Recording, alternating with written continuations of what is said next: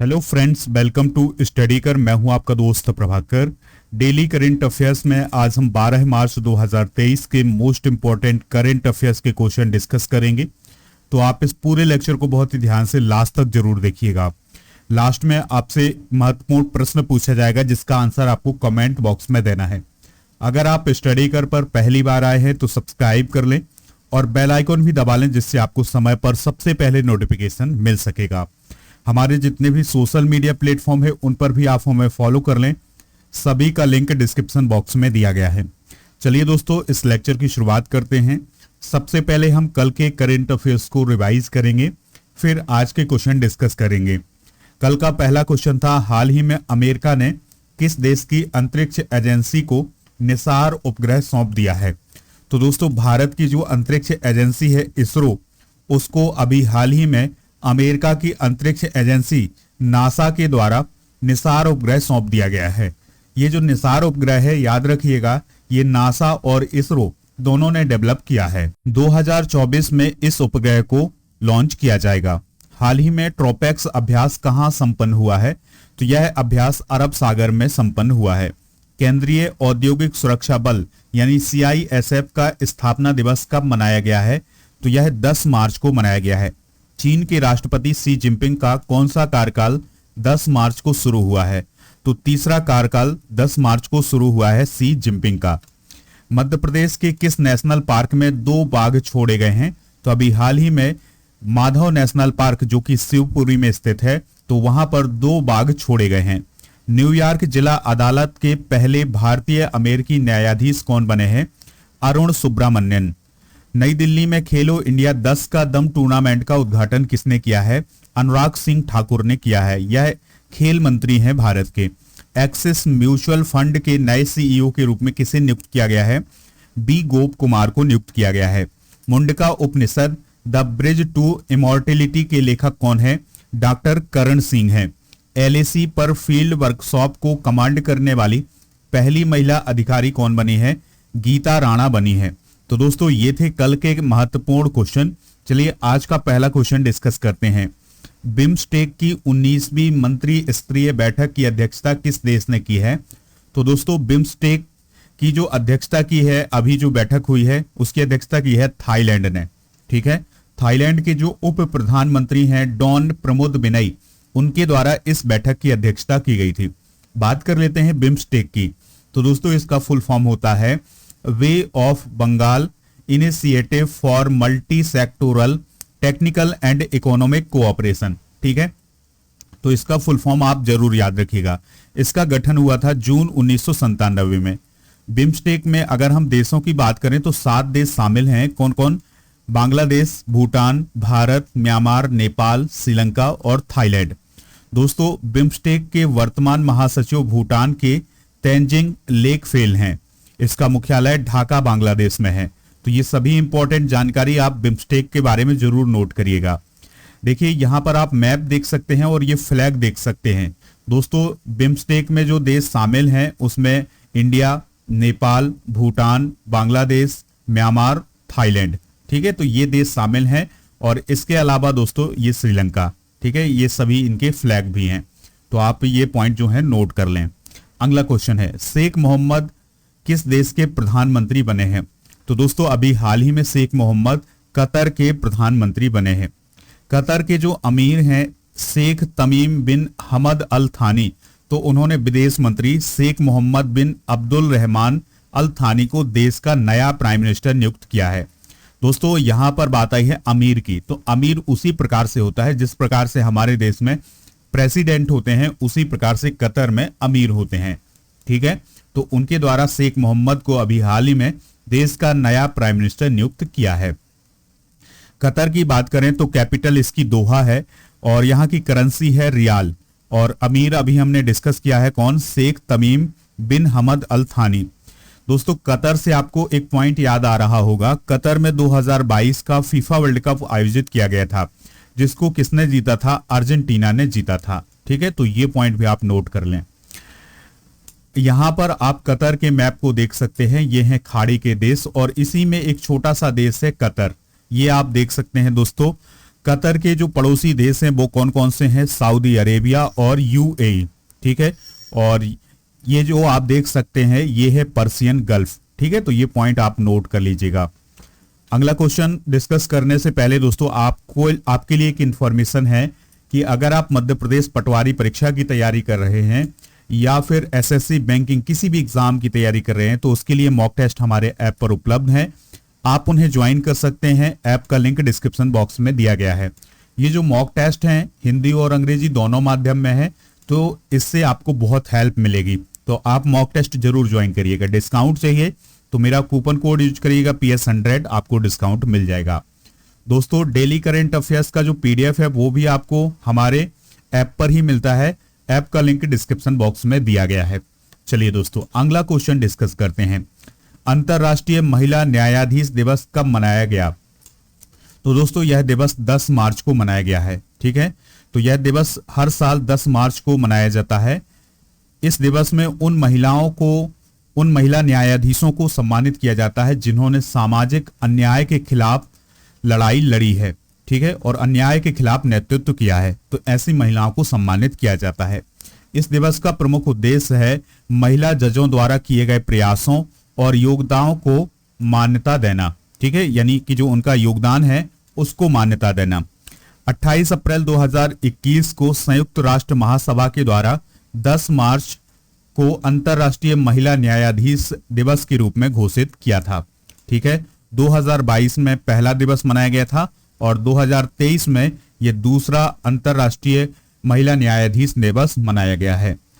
अगला क्वेश्चन है H3N2 virus से भारत की पहली मौत किस राज्य में हुई है? तो दोस्तों ये जो मौत है ये कर्नाटक में हुई है। कर्नाटक में H3N2 वायरस से एक 82 वर्षीय व्यक्ति की मौत हुई है। हालांकि वो डायबिटीज और हाई ब्लड प्रेशर से भी पीड़ित थे। तो दोस्तों याद रखिएगा कर्नाटक में H3N2 वायरस से 82 वर्षीय एक व्यक्ति की मौत हुई है। लेकिन दोस्तों इतना पैनिक होने की जरूरत नहीं है इस वायरस से, इससे बचाव की जरूरत है क्योंकि यह एक प्रकार का इन्फ्लुएंजा ही है। दोस्तों H3N2 वायरस जो है वो इन्फ्लुएंजा ए का एक उप प्रकार है जो हमारे श्वसन तंत्र को प्रभावित करता है। ठीक है, हमारे श्वसन तंत्र में संक्रमण पैदा करता है। इससे खांसी, बुखार, शरीर में दर्द, सिर दर्द और गले में खराश होती है। आमतौर पर इसका संक्रमण 5 दिनों तक रहता है, लेकिन जो इसकी खांसी होती है वो 3 सप्ताह तक बनी रह सकती है।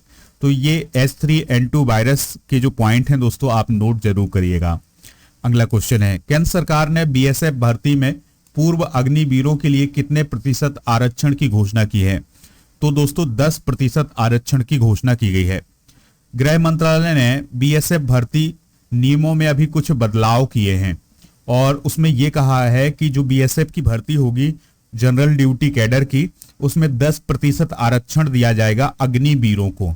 ठीक है, तो दोस्तों 6 मार्च को ये अधिसूचना जारी की गई है और इसमें यह कहा गया है, पॉइंट याद रखिएगा, कि जो फर्स्ट बैच के अग्निवीर होंगे उन्हें आयु में 5 साल की छूट दी जाएगी और जो इसके बाद दूसरा बैच होगा उसको 3 साल की छूट दी जाएगी। ठीक है, और इसके अलावा दोस्तों इस अधिसूचना के मुताबिक BSF भर्ती में पूर्व अग्निवीरों को शारीरिक दक्षता परीक्षा में भी छूट दी गई है, यानी फिजिकल टेस्ट में भी छूट दी गई है अग्निवीरों को BSF भर्ती में। अगला क्वेश्चन है भिखारी मुक्त शहर नामक पहल किस शहर में शुरू की गई है? तो ये जो पहल है ये नागपुर में शुरू की गई है। कहां दोस्तों? नागपुर में।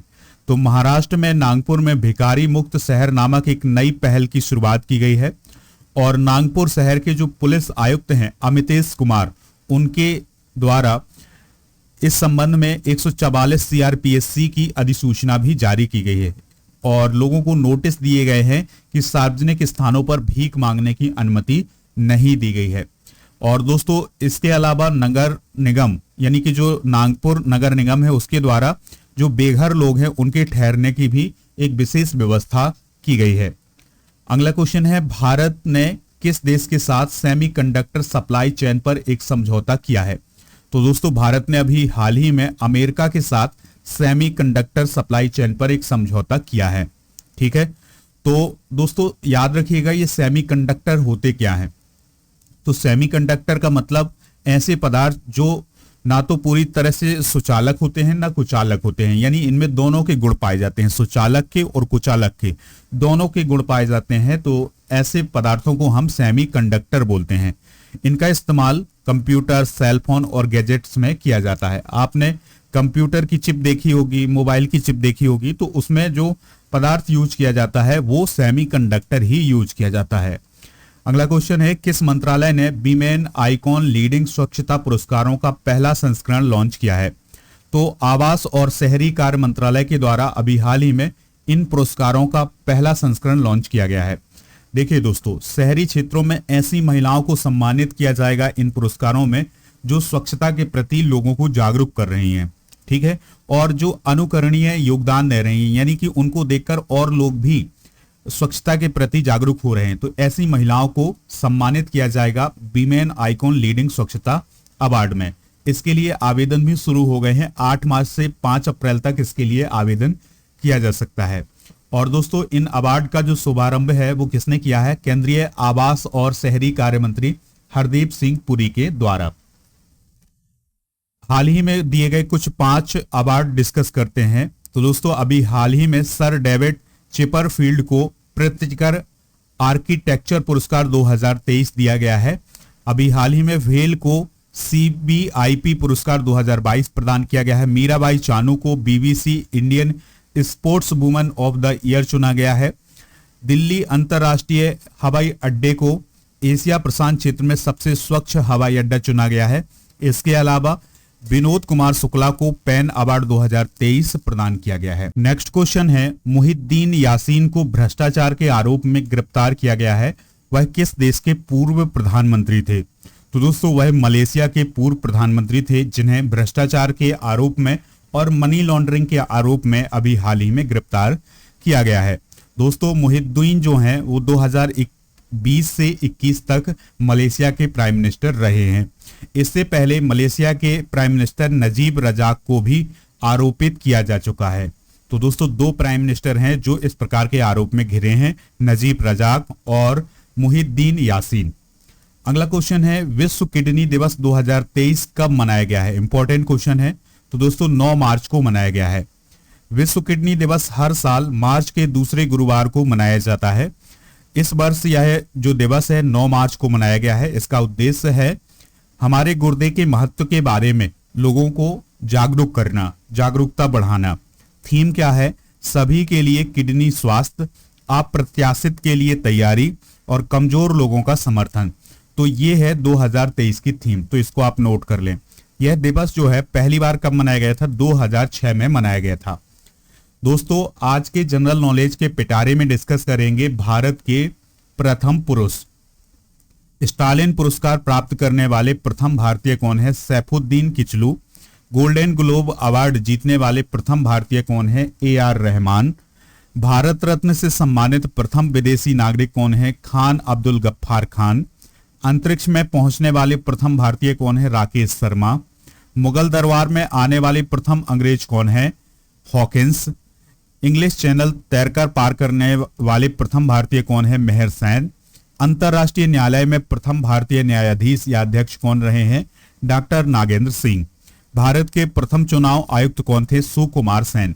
तो दोस्तों, ये हैं भारत के प्रथम पुरुष। इनको आप नोट कर लीजिएगा, एग्जाम के पॉइंट ऑफ व्यू से बहुत ही इंपॉर्टेंट है। चलिए अब आपसे एक क्वेश्चन पूछते हैं जिसका आंसर आपको कमेंट बॉक्स में देना है। H3N2 वायरस से भारत की पहली मौत किस राज्य में हुई है? केरल, कर्नाटक, तमिलनाडु या हरियाणा? जो भी इसका राइट आंसर हो कमेंट बॉक्स में जरूर बताइएगा। PDF डाउनलोड कर लीजिएगा ऐप से। ऐप का लिंक डिस्क्रिप्शन बॉक्स में दिया गया है। लेक्चर पसंद आया हो तो दोस्तों आप इसे लाइक करें। इसके अलावा आप इसे शेयर भी करें सभी दोस्तों को, सभी सोशल मीडिया प्लेटफॉर्म पर। जय हिंद, वंदे मातरम।